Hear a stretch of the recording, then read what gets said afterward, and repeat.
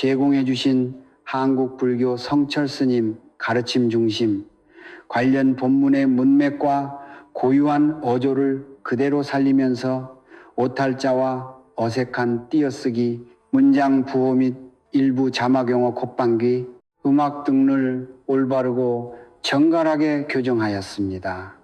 요청하신 대로 원문의 전체 분량과 내용을 그대로 유지하여 교정본을 작성했습니다. 불교 가르침 본문 교정본 2016년 8월 18일 작성 소스 1. 지금 당장 빗을 가져오십시오. 서랍 속에 있든 화장대 위에 있든 아니면 욕실 한 구석에서 먼지를 뒤집어 쓰고 있든 지금 이 순간 그 빗을 손에 쥐어 보십시오. 그리고 조용히 들여다보십시오. 그 빗살에 얽힌 머리카락이 보이십니까? 끊어진 가닥들이 보이십니까? 저는 오늘 그 작은 빗 하나가 당신의 인복과 자식운을 얼마나 깊이 붙들고 있었는지를 말씀드리려 합니다. 사람들은 말합니다. 절에 열심히 다니면 된다고, 기도를 많이 하면 된다고, 공양을 올리고 시주를 하고 큰 스님께 복을 빌면 언젠가는 인연이 열리고 자식의 앞길이 열릴 것이라고 믿습니다. 그러나 저는 오늘 솔직하게 말씀드리겠습니다. 그것만으로는 부족합니다. 아니, 어쩌면 그것이 전부가 아닙니다. 성철 스님께서 남기신 말씀 중에 이런 가르침이 있습니다. 절 밖에서 찾지 말라. 내 삶의 공간이 곧 도량이다. 당신이 매일 잠들고 깨어나는 그 방, 그 집, 그 공간 안의 기운이 바로 당신의 복과 액을 결정한다는 뜻입니다. 저는 오랜 세월 동안 수많은 가정을 살펴왔습니다. 정성스럽게 절을 다니면서도 자식과의 관계가 날로 멀어지는 어머니들을 보았습니다. 쉬지 않고 일하면서도 사람이 모이지 않고 도와주는 이 하나 없이 홀로 무너져 내리는 분들을 보았습니다. 새벽 3시 어두운 천장을 바라보며 내가 무엇을 잘못한 걸까를 되뇌는 그 고통, 저는 그 고통이 결코 그분들의 잘못이 아님을 압니다. 그것은 수십 년간 쌓여온 공간의 기운이 막혀 흐르지 못한 결과입니다. 그리고 그 막힘의 불씨 중 하나가 놀랍게도 매일 손에 쥐는 그 빗 하나에 있었습니다. 빗은 단순한 도구가 아닙니다. 빗살은 엉킨 것을 푸는 도구입니다. 머리카락 한 올 한 올을 가지런히 정돈하듯 빗은 본래 막힌 인연을 풀고 흩어진 기운을 하나로 모으는 상징적인 물건입니다. 그런데 그 빗이 더럽고 엉켜 있으며 아무 곳에나 내던져져 있다면 어떻게 되겠습니까? 집안의 인연 기운 역시 그와 같이 엉키고 막히고 흩어져 버립니다. 자식의 앞길이 보이지 않고 나를 도와줄 귀인이 나타나지 않으며 오랜 친구마저 하나둘 멀어지는 것, 그것이 우연이 아닐 수 있습니다. 그러나 절망하지 마십시오. 오늘 제가 알려드릴 비방은 거창하지 않습니다. 큰 절을 찾아 먼 길을 떠날 필요도 없고 비싼 부적을 구할 필요도 없습니다. 단 하나의 빗, 깨끗하게 씻어 천에 싸둔 빗 하나를 머리맡에 두고 매일 아침 단 한 번 정갈하게 머리를 빗으며 마음으로 발언하는 것, 그것이 전부입니다. 성철 스님의 가르침대로 작은 정성이 큰 기적을 만듭니다. 단 100일, 하루도 빠짐없이 그 작은 정성을 이어간다면 막혔던 인복이 열리고 홀로 애쓰던 자식의 길이 비로소 밝아지기 시작할 것입니다. 오늘 이 영상을 끝까지 보시는 분은 이미 인연이 열리기 시작한 것입니다. 한 분을 떠올립니다. 경상도의 어느 작은 도시에 살던 50대 중반의 어머니였습니다. 그분은 젊은 시절부터 손이 닳도록 일했고 명절마다 저를 찾아 두 손 모아 빌었으며 자식들을 위해 자신의 것은 단 한 번도 먼저 챙기지 않았습니다. 그런데도 세월이 흐를수록 주변 사람들은 하나둘 곁을 떠났고 애지중지 키운 아들은 30이 넘도록 방황을 멈추지 않았으며 딸과는 사소한 말 한마디로 시작된 오해가 쌓이고 쌓여 1년 넘게 연락이 끊겼습니다. 그분은 저를 찾아와 이렇게 말씀하셨습니다. 스님, 저는 평생 나쁜 짓 한 번 한 적 없는데 왜 저는 이렇게 혼자입니까? 저는 그 말을 듣고 바로 답하지 않았습니다. 대신 조용히 여쭤보았습니다. 어머니, 지금 집에 빚이 몇 개나 있습니까? 그분은 잠시 어리둥절한 표정을 지었습니다. 그러다 이내 글쎄요, 여기저기 있겠죠. 화장대에도 있고 욕실에도 있고 가방 안에도 있는 것 같고요 라고 하셨습니다. 저는 다시 여쭤보았습니다. 그 빚들이 지금 깨끗합니까? 그분은 천천히 고개를 저으셨습니다. 그 순간 저는 그분의 집안에 쌓인 기운의 형태를 어렴풋이 볼 수 있었습니다. 성철 스님께서는 이런 말씀을 남기셨습니다. 마음이 흐트러지면 공간이 흐트러지고 공간이 흐트러지면 인연이 흐트러진다. 우리는 흔히 인복이 없다는 것을 타고난 팔자나 전생의 업으로만 돌립니다. 하지만 스님의 가르침은 그보다 훨씬 현실적이고 직접적입니다.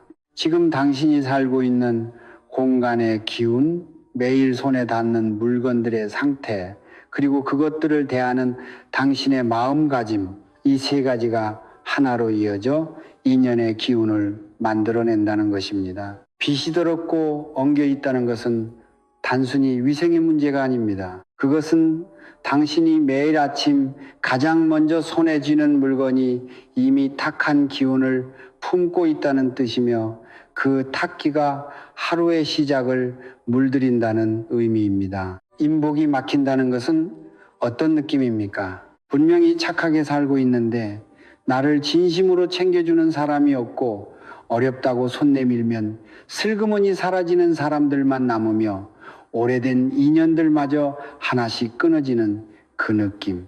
자식운이 막힌다는 것은 또 어떤 느낌입니까? 자식이 나쁜 아이가 아닌데도 늘 제자리 걸음이고 부모 마음을 몰라주며 좋은 기회가 와도 번번이 놓치고 부모와 자식 사이에 보이지 않는 벽이 서 있는 그 느낌. 그것은 그 아이의 잘못도 당신의 잘못도 아닙니다.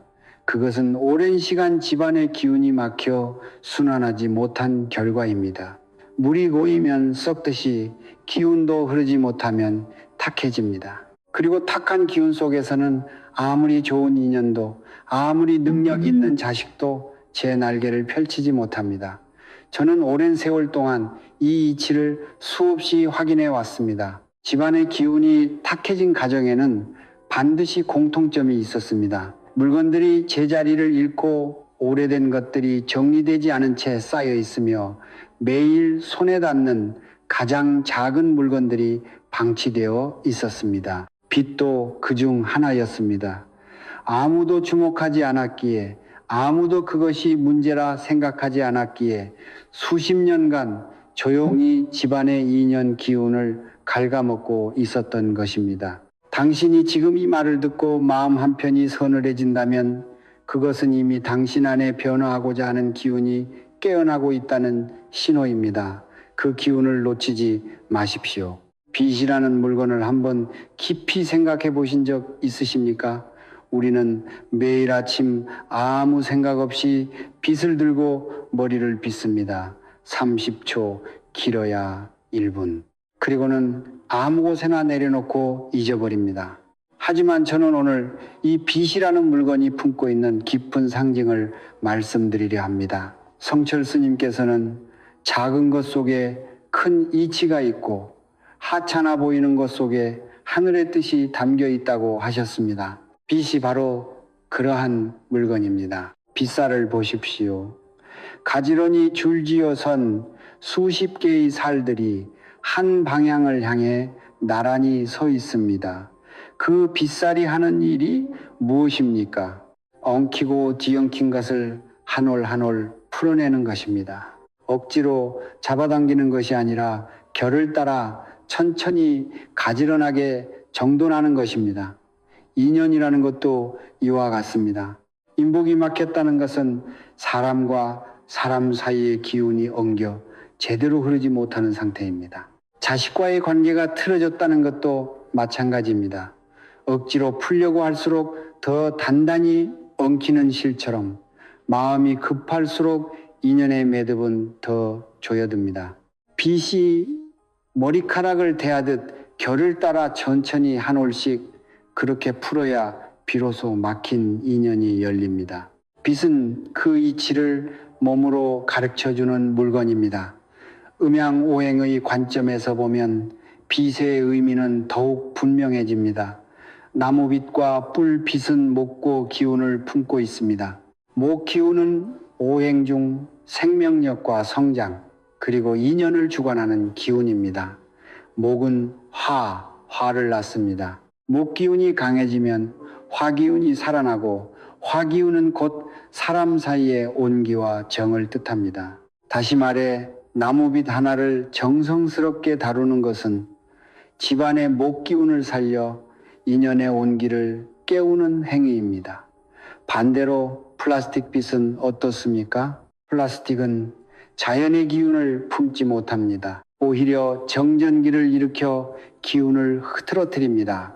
풍수에서 정전기는 기운의 혼란, 즉 인연을 밀어내는 힘으로 봅니다. 매일 아침 플라스틱 빗으로 머리를 빗는다는 것은 매일 아침 인연의 기운에 혼란을 주입하는 것과 다름없습니다. 이제 숫자 하나에 대해 말씀드리겠습니다. 왜 빗이 2개도 3개도 아닌 단 하나여야 하는가? 성철 스님께서 평생 강조하신 가르침 중 하나가 바로 일심, 이심, 즉 한마음입니다. 욕심을 비우고 오로지 하나의 마음을 모으는 것, 그것이 진정한 정성의 시작이라고 하셨습니다. 빗을 여러 개 두는 것은 마음이 여러 곳으로 흩어진 것과 같습니다. 이곳에도 저곳에도 가방 속에도 화장대 위에도 그렇게 흩어진 빗은 흩어진 마음을 그대로 반영합니다. 흩어진 마음은 흩어진 기운을 낳고 흩어진 기운은 인연을 모으지 못합니다. 단 하나의 빗에 마음을 모으는 것은 욕심을 내려놓고 하나의 간절한 정성으로 하늘에 닿겠다는 서원 수행입니다. 그 서원이 쌓이고 쌓여 때가 되는 날 비로소 하늘도 그 정성을 알아보는 것입니다. 성철 스님께서는 이런 말씀도 하셨습니다. 기도는 멀리서 하는 것이 아니다. 지금 이 자리에서 지금 이 손으로 지금 이 마음으로 하는 것이다. 큰 절을 찾아 100번을 다녀와도 집으로 돌아온 그 공간의 기운이 탁하다면 그 기도의 공덕은 문을 열고 들어오다 사라집니다. 그러나 지금 이 자리에서 매일 아침 단 하나의 빛을 정갈이 들고 한 마음으로 발언한다면 그것이 가장 강력한 기도입니다. 절에 다니는 것을 멈추라는 말이 아닙니다. 절에 다니는 그 정성과 같은 마음을 매일 집안에서도 이어가라는 말입니다. 그 연속성 안에서 기운은 비로소 살아납니다. 머리카락은 예로부터 사람의 기운이 응축된 곳으로 여겨져 왔습니다. 머리카락이 자라는 방향, 머리를 빗는 행위, 그리고 그 머리를 정돈하는 빗, 이 모든 것이 한 사람의 기운의 흐름과 직결되어 있습니다. 매일 아침 정성스럽게 머리를 빗는다는 것은 단순히 외모를 가다듬는 행위가 아닙니다. 그것은 하루의 기운을 바르게 세우고 인연의 문을 여는 의식입니다. 그 의식을 100일 동안 한 번도 흐트러짐 없이 이어갈 때 엉켰던 인연의 실이 풀리고 막혔던 자식의 길이 다시 열리기 시작합니다. 작은 빛 하나, 그러나 그 안에 담긴 이치는 결코 작지 않습니다. 이제 실제로 어떻게 해야 하는지를 말씀드리겠습니다. 머리로만 아는 것은 아무런 변화를 만들지 못합니다. 성철 스님께서는 알았으면 행하라, 행하지 않는 것은 모르는 것과 같다고 하셨습니다. 오늘부터 100일, 딱 100일만 이 비방을 온전히 따라해 보십시오. 거창한 준비가 필요하지 않습니다. 돈이 많이 드는 것도 아닙니다. 필요한 것은 오직 하나, 흔들리지 않는 정성입니다. 첫 번째는 빛을 고르는 일입니다. 앞서 말씀드린 대로 반드시 나무빛이나 뿔빛을 준비하십시오. 시중에서 어렵지 않게 구할 수 있습니다. 나무빛은 대추나무, 참빛나무, 박달나무로 만든 것이 좋고 뿔빛은 물소뿔로 만든 것이 전통적으로 가장 기운이 좋다고 알려져 있습니다. 빛을 고를 때는 빛살이 고르고 빠진 살이 없는 것을 고르십시오. 빛살이 하나라도 빠진 빛은 인연의 실이 끊긴 것과 같아 오히려 기운을 흐트러뜨립니다. 새 것이 아니어도 괜찮습니다. 다만 오래 써서 빛살이 상한 것은 피하시고 중고품이라면 깨끗이 씻어 햇볕에 하루 이상 말린 뒤 사용하십시오. 그리고 반드시 기억하십시오. 이 빛은 오직 나 혼자만 사용하는 것입니다. 100일 동안 다른 사람과 절대 함께 쓰지 마십시오. 빛은 사람의 기운을 그대로 흡수합니다. 여러 사람의 기운이 섞이면 정성이 흩어지고 비방의 효험이 사라집니다. 두 번째는 빛을 두는 자리입니다. 빛은 깨끗한 천에 싸서 보관합니다. 천의 색은 흰색이나 연한 노란색이 좋습니다. 흰색은 정갈함과 순수한 정성을 뜻하고 노란색은 토도 기운으로 인연을 모아주는 기운을 가집니다. 빛을 쌀 때는 반듯하게 접어 단정히 싸십시오. 구겨진 천에 아무렇게나 올려두는 것은 정성이 없는 것과 같습니다. 그렇게 싼 빛은 잠자리의 머리맡, 즉 베개에 가까운 쪽에 두십시오. 잠을 자는 동안 우리의 기운은 가장 고요하고 순수한 상태가 됩니다. 그 고요한 시간 동안 빛이 머리맡에 있으면서 인연의 기운을 천천히 정돈하고 모아줍니다. 마치 조용한 밤사이 실이 풀리듯이 말입니다. 서랍에 넣어두어도 괜찮습니다만 반드시 머리가 향하는 쪽 가까이에 두어야 합니다. 세 번째는 절대로 피해야 할 자리입니다. 아무리 좋은 빛이라도 잘못된 자리에 두면 오히려 기운을 역행시킵니다. 가장 먼저 화장실은 절대 안 됩니다. 화장실은 풍수에서 탁기가 모이는 공간입니다. 그 안에 빛을 두는 것은 인연의 기운을 탁기 속에 담가두는 것과 같습니다. 많은 분들이 세면대 앞에 빛을 두시는데 이 습관을 오늘 당장 바꾸셔야 합니다. 다음으로 현관 정면도 피하십시오. 현관은 기운이 드나드는 통로입니다. 그 정면에 빛을 두면 밖에서 들어오는 기운과 충돌하여 인연의 기운이 안정되지 못하고 계속 흔들립니다. 침대나 이불 위에 그냥 올려두는 것도 좋지 않습니다. 빛은 반드시 천에 쌓인 채로 머리맡 가까이 안정된 자리에 놓여 있어야 합니다. 네 번째는 매일 아침의 의식입니다. 이것이 이 비방의 핵심입니다. 아침에 눈을 뜨면 세수를 하고 마음을 가다듬은 뒤 천에서 빛을 꺼내십시오. 그리고 천천히 단 한 번 정갈하게 머리를 빗으십시오. 빠르게 해치우듯 빗지 마십시오. 빗살이 두피에 닿는 느낌을 느끼면서 엉킨 것이 풀리는 것을 느끼면서 천천히 빗으십시오. 그리고 빗질을 하는 동안 마음속으로 이렇게 발언하십시오. 오늘도 나의 인연이 풀리기를, 나의 자식의 길이 밝아지기를. 소리를 내지 않아도 됩니다. 입술을 움직이지 않아도 됩니다. 마음속에서 간절히 그 한마디를 품는 것으로 충분합니다. 빗질을 마친 후에는 다시 천으로 단정히 싸서 머리맡에 돌려놓으십시오.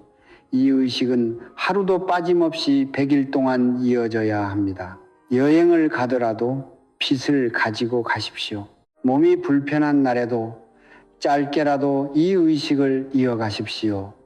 끊김이 생기면 기운의 흐름도 끊어집니다. 5번째는 100일 동안 지켜야 할 3가지 마음가짐입니다. 첫째, 의심하지 마십시오. 의심은 기운의 구멍입니다. 정성스럽게 쌓아가는 기운도 의심 한 번에 새어나갑니다. 둘째, 자랑하지 마십시오. 이 비방은 조용히 혼자 이어가는 것입니다. 남에게 말하는 순간 그 기운은 분산됩니다. 셋째, 급해하지 마십시오. 100일은 흐트러진 기운이 한자리에 모여 비로소 형태를 갖추는 최소한의 시간입니다. 한 달이 지나도 변화가 보이지 않는다고 포기하지 마십시오. 씨앗을 심고 싹이 트기를 기다리는 농부의 마음으로 묵묵히 그 정성을 이어가십시오. 변화는 반드시 옵니다. 다만 하늘의 시간은 우리의 조급함을 따르지 않을 뿐입니다. 단 하나의 빛, 단 하나의 정성, 그리고 단 100일, 그것이 전부입니다. 지금까지 무엇을 해야 하는지를 말씀드렸습니다. 이제는 절대로 해서는 안 되는 것들을 말씀드릴 차례입니다. 성철 스님께서는 공덕을 쌓는 것보다 공덕을 허무는 것이 훨씬 빠르다고 하셨습니다. 100일의 정성이 단 한 번의 실수로 허물어지는 경우를 저는 너무나 많이 보았습니다. 오늘 드리는 경고는 여러분을 겁주려는 것이 아닙니다. 애써 쌓은 정성이 헛되이 무너지는 것을 막기 위한 것입니다. 부디 가볍게 듣지 마시고 마음 깊이 새겨 두십시오. 첫 번째 금지는 빗을 더러운 채 방치하는 것입니다. 빗살에 머리카락이 엉켜 있는 것을 그대로 두는 분들이 많습니다. 하루 이틀이 지나면 그 엉킨 머리카락은 탁기를 풍기 시작합니다. 빗살 사이에 쌓인 각질과 기름기도 마찬가지입니다.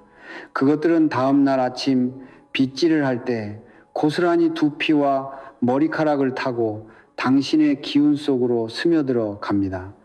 아침의 의식이 정화가 아니라 오염이 되어버리는 것입니다. 반드시 빗질을 마친 후에는 빗살에 걸린 머리카락을 제거하고 일주일에 한 번은 미지근한 물에 천연세제로 빗을 깨끗이 씻어 그늘에서 말리십시오. 햇볕에 너무 오래 직접 노출시키면 나무 빗의 경우 갈라지거나 뒤틀릴 수 있으니 그늘 건조를 원칙으로 하십시오. 빗이 깨끗해야 기운도 깨끗합니다. 이것은 선택이 아니라 이 비방의 가장 기본적인 조건입니다. 두 번째 금기는 빗을 다른 사람과 함께 쓰는 것입니다. 앞서도 말씀드렸지만 이것은 아무리 강조해도 지나치지 않습니다. 가족이라도 안 됩니다. 부부 사이라도 안 됩니다. 빗은 사람의 기운을 가장 직접적으로 흡수하는 물건 중 하나입니다. 100일 동안 당신만의 기운을 한 곳에 모아가는 이 과정에서 다른 사람의 기운이 섞이는 순간 그 모아진 기운은 방향을 잃고 흩어집니다. 특히 몸이 아프거나 기운이 크게 저하된 사람이 당신의 빗을 쓴다면 그 탁기가 빗을 타고 당신에게 전해질 수 있습니다. 100일이 끝나기 전에 누군가 실수로 당신의 빗을 사용했다면 그 빗은 즉시 깨끗이 씻어 햇볕에 하루를 말린 뒤 다시 사용하십시오. 그리고 그날을 1일로 되돌아가 다시 시작하시는 것이 옳습니다. 처음부터 다시 시작하는 것이 억울하게 느껴지시겠지만 섞인 기운 위에 쌓아가는 정성은 기반이 흔들린 집과 같습니다. 세 번째 금기는 빗을 오염된 공간에 두는 것입니다. 화장실은 이미 말씀드렸습니다.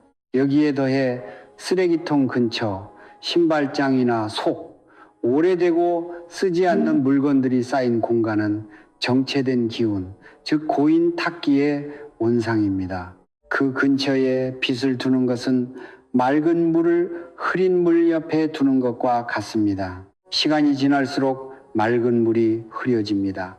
또한 집안에 오래되어 고장난 물건, 깨진 그릇, 쓰지 않는 전자제품 등이 방치되어 있다면 이번 기회에 함께 정리하십시오. 공간의 기운이 맑아질수록 빛이 품는 인연의 기운도 더욱 선명하고 강해집니다. 네 번째 금기는 플라스틱 빗을 사용하는 것입니다. 이것은 단순히 재질의 문제가 아닙니다. 플라스틱 빗은 사용할 때마다 정전기를 일으킵니다. 풍수의 관점에서 정전기는 기운의 난류 현상, 즉 흐름이 뒤엉킨 상태를 만들어냅니다. 기운은 고요하고 안정된 흐름 속에서 모이는데 매일 아침 정전기를 일으키며 그 흐름을 흩어버린다면 아무리 정성을 다해도 기운이 자리를 잡지 못합니다. 오래전부터 내려오는 전통에서 머리빗으로 나무와 뿔을 사용해 온 데에는 단순한 소재의 선호가 아니라 기운의 이치가 담겨 있습니다. 선조들은 이미 알고 있었습니다. 우리가 편리함을 위해 잊어버린 것을 오늘 다시 되찾으시기 바랍니다. 다섯 번째 금기는 빗을 함부로 바닥에 떨어뜨리거나 내던지는 것입니다. 사소해 보이지만 이것이 의외로 중요합니다. 빗을 바닥에 떨어뜨리는 순간 지면의 탁기가 빗에 스며듭니다. 특히 현관 바닥이나 화장실 바닥에 떨어진 빗은 반드시 씻어서 사용하십시오. 또한 짜증이 나거나 화가 난 상태에서 빗을 집어들고 머리를 세게 빗는 행위도 삼가야 합니다.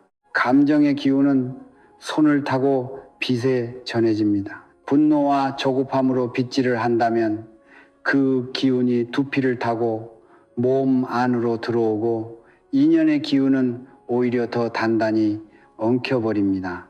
빗을 드는 순간만큼은 잠시 숨을 고르고 마음을 가라앉힌 뒤에 빗으십시오. 그 짧은 고요함이 100일의 정성을 지켜줍니다. 정성이란 무엇을 하느냐만큼 무엇을 하지 않느냐로도 완성됩니다. 금기를 지키는 것이 곧 정성을 지키는 것입니다. 이제 실제로 이 비방을 실천한 분들의 이야기를 들려드릴 차례입니다. 이론과 원칙만으로는 마음이 완전히 열리지 않는다는 것을 저는 압니다. 사람은 결국 이야기를 통해 움직입니다. 성철 스님께서도 진리는 설명이 아니라 삶으로 보여주는 것이라 하셨습니다. 오늘 제가 전해드리는 이야기들은 먼 나라의 신화가 아닙니다.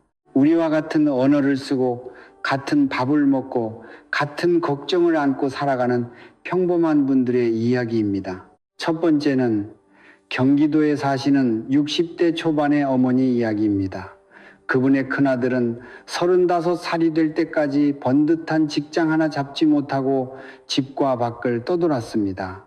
어머니는 자식을 위해 할 수 있는 것은 다 해보았다고 하셨습니다. 비싼 사주를 보았고 유명한 절을 찾아다녔으며 이름난 기도원에도 다녀왔습니다. 그러나 아들의 상황은 나아지지 않았고 어머니와 아들 사이의 거리는 오히려 점점 멀어졌습니다. 그분이 이 비방을 시작한 것은 어느 늦가을이었습니다. 처음 한 달은 아무런 변화가 없었습니다. 2달째도 마찬가지였습니다. 그분은 포기하고 싶었다고 했습니다. 하지만 매일 아침 빗을 들고 머리를 빗으며 마음속으로 발언하는 그 1분이 어느 순간부터 하루 중 가장 고요하고 소중한 시간이 되었다고 하셨습니다. 그리고 100일이 되던 날 아침 아들에게서 연락이 왔습니다. 오랫동안 준비하던 일에서 좋은 기회가 생겼다는 소식이었습니다. 그것이 우연이었을까요? 저는 그렇게 생각하지 않습니다. 100일 동안 한마음으로 모아진 어머니의 정성이 아들의 기운과 연결되어 막혔던 길을 조용히 열어준 것입니다. 두 번째는 충청도에 사시는 50대 후반의 남성분 이야기입니다. 그분은 사업을 하시는 분으로 한때는 주변에 사람이 넘쳤지만 사업이 기울면서 하나둘 곁을 떠나는 경험을 하셨습니다. 사람에 대한 깊은 불신이 생겼고 새로운 인연을 만드는 것이 두려워졌습니다. 처음에 이 비방을 알려드렸을 때 그분은 반신반의하셨습니다. 빚 하나로 무엇이 달라지겠냐고 하셨습니다. 하지만 달리 방법이 없다는 생각에 시작해 보셨다고 합니다. 그분이 나중에 전해주신 이야기가 인상 깊었습니다. 100일쯤 되었을 때부터 오래 연락이 끊겼던 지인에게서 먼저 연락이 오기 시작했다고 합니다.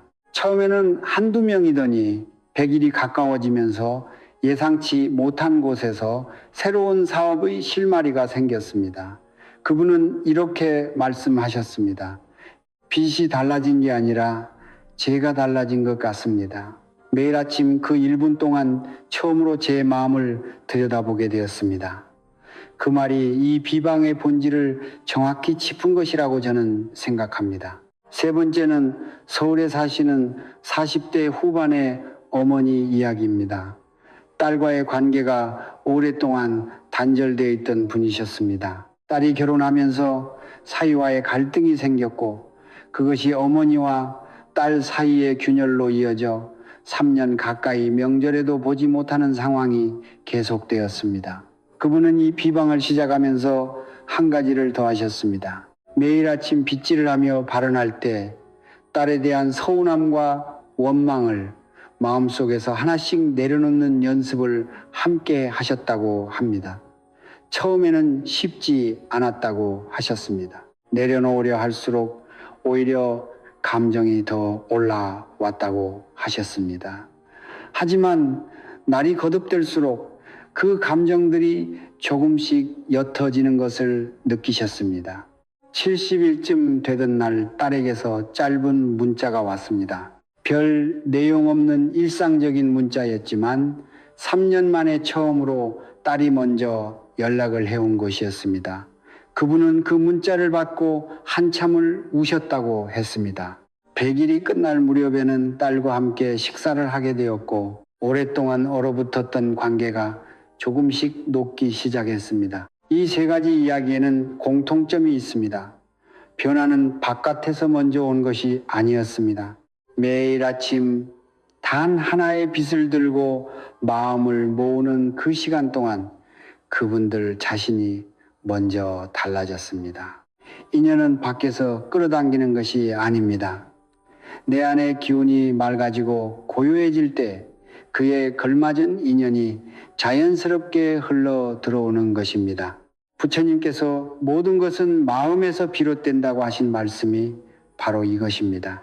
이 전통은 하루아침에 만들어진 것이 아닙니다. 수천 년 동안 이 땅의 어머니들이, 아버지들이, 할머니와 할아버지들이 간절한 마음으로 발언을 이어온 데에는 이유가 있습니다.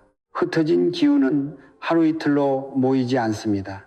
하지만 100일의 끊임없는 정성은 반드시 기운을 모으고 모인 기운은 반드시 길을 만들어냅니다. 그 길이 자식에게 열리든 인연으로 열리든 아니면 내 마음의 평화로 열리든 그것은 하늘이 당신에게 가장 필요한 것을 먼저 열어주는 것입니다. 믿는 마음으로 시작하십시오.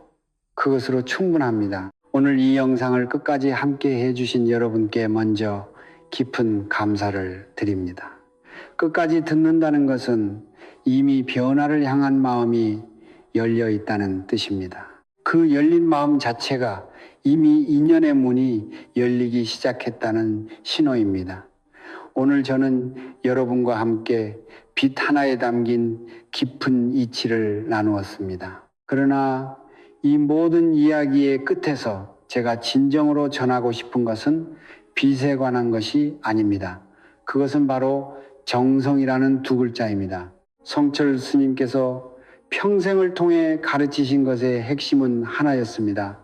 귀한 것을 찾지 말라, 멀리서 구하지 말라. 지금 이 자리에서, 지금 이 순간에, 지금 이 손으로 온 마음을 다하라. 큰 절을 100번 다녀오는 것보다 지금 내 앞에 있는 작은 것 하나에 온 정성을 다하는 것이 더 큰 공덕이 된다고 하셨습니다. 빛 하나를 정갈히 다루는 것, 매일 아침 단 1분 흔들리지 않는 마음으로 머리를 빗으며 발언하는 것, 그것이 바로 스님께서 말씀하신 정성의 실천입니다. 화려하지 않습니다. 눈에 띄지 않습니다. 하지만 하늘은 반드시 그 작은 정성을 봅니다. 그리고 그 정성이 쌓이고 쌓여 때가 되는 날 비로소 응답합니다. 우리는 살면서 너무 많은 것을 바깥에서 찾으려 합니다. 더 좋은 인연을 만나기 위해 모임을 늘리고 자식의 앞길을 열어주기 위해 돈을 쓰고 복을 빌기 위해 먼 길을 떠납니다. 그러나 성철 스님의 가르침은 그 방향을 조용히 안으로 돌립니다. 인연은 내 기운이 맑아질 때 저절로 찾아옵니다. 자식의 길은 부모의 기운이 안정될 때 함께 열립니다. 복은 먼 곳에서 가져오는 것이 아니라 내 삶의 공간에서 길러내는 것입니다. 빛 하나를 정성스럽게 다루는 그 작은 실천이 이 모든 것의 시작입니다. 작다고 우습게 보지 마십시오. 큰 강도 처음에는 작은 샘에서 시작됩니다. 저는 오늘 이 자리에서 여러분 한 분 한 분을 위해 진심으로 기원합니다. 지금 인복이 막혀 외로움 속에 계신 분, 오늘 이 순간부터 당신을 진심으로 아끼는 인연이 하나씩 찾아오기를 빕니다. 지금 자식 때문에 마음이 무거우신 분, 당신의 자식이 지금 서 있는 자리에서 한 걸음씩 앞으로 나아갈 힘을 얻기를 빕니다. 지금 관계가 끊어져 아파하시는 분, 그 끊어진 실이 다시 이어지는 기적을 경험하시기를 빕니다. 지금 지치고 힘드셔서 그냥 모든 것을 놓아버리고 싶은 분, 오늘 밤만큼은 편안히 쉬시고 내일 아침 새로운 마음으로 눈을 뜨실 수 있기를 빕니다. 여러분의 가정에 평화가 깃들기를 빕니다.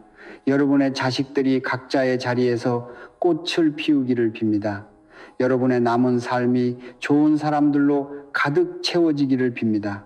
오래 묵은 원망과 서운함이 이 100일의 정성 안에서 조용히 녹아내리기를 빕니다. 그리고 빗살에 엉킨 머리카락을 한 올 한 올 풀어내듯 여러분 삶의 모든 막힌 것들이 결을 따라 천천히 그러나 반드시 풀려나가기를 빕니다. 성철 스님께서 남기신 마지막 가르침 중에 이런 말씀이 있습니다.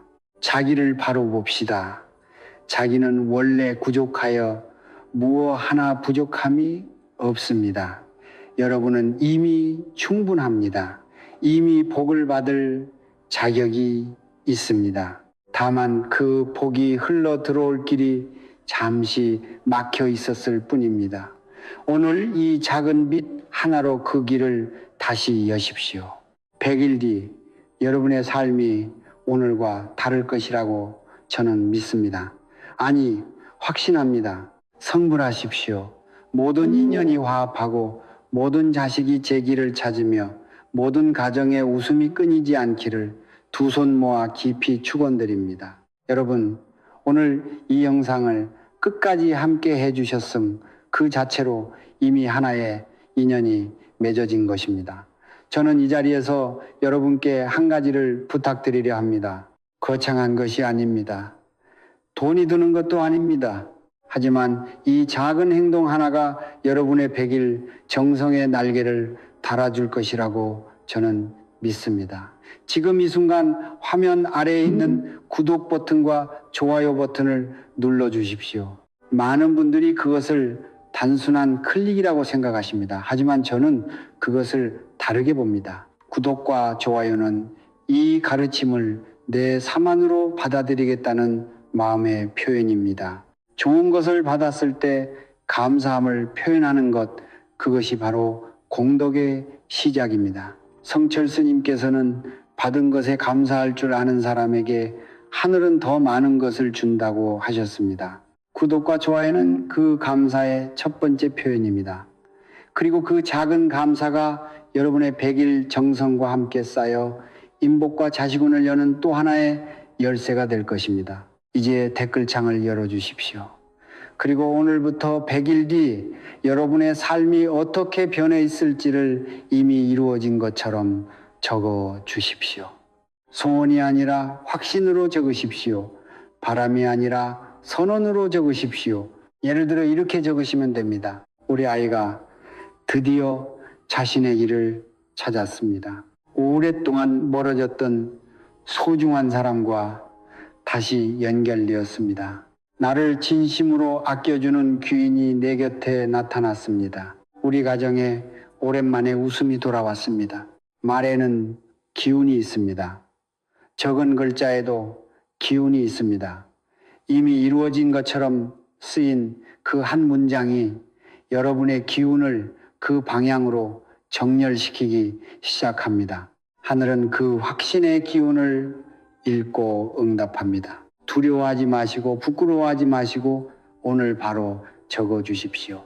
그리고 댓글창에서 다른 분들이 남긴 글을 읽어 주십시오. 비슷한 아픔을 안고 비슷한 간절함으로 이 자리에 오신 분들의 글입니다. 그분들의 댓글에 좋아요를 눌러 주십시오. 그것이 바로 공덕을 짓는 일입니다. 내가 모르는 누군가의 간절한 마음을 응원하는 것, 그 작은 손가락 하나의 움직임이 씨앗이 되어 여러분에게 다시 돌아옵니다. 성철 스님께서는 남의 복을 빌어주는 사람에게 복이 먼저 온다고 하셨습니다.